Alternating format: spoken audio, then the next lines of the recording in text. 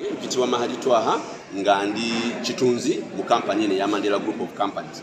Olunaku luno olwaleero tubadde ne bakasitoma baffe okwetooloola eggwanga lyonna nga tubadde tukyazizza bannaffe be tukola nabo oba be twandiyise ba trading partners be tukola nabo emirimu okuva mu kampani ya ADNOC. Kampani ya ADNOC kampani bayitibwa Abu Dhabi National Oil Company.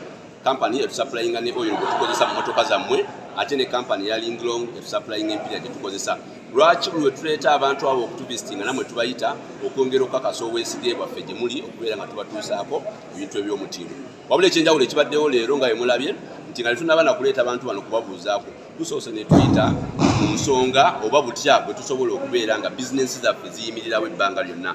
Wabanga Mandela Group atute kumpi emyaka 35 twagala ne bannaffe be tukolagana nabo mu business bakasitoma baffe abakola business olwo tubadde n'abagaraji tubadde n'amaduuka agatunda ebintu ebyenjawulo bye batugulako nga tugezaako okubalaga nti nno musobola succeedinga mu business nga ffe tukikoze ne muwangaala era tulabye ensonga ezo zonna era nga muwulidde bakasitoma baffe basanyufu kino bali tebakisuubira okulabika nti nno osobola okubayita ate n'obabuulira butya basobola okuwangaala mu business.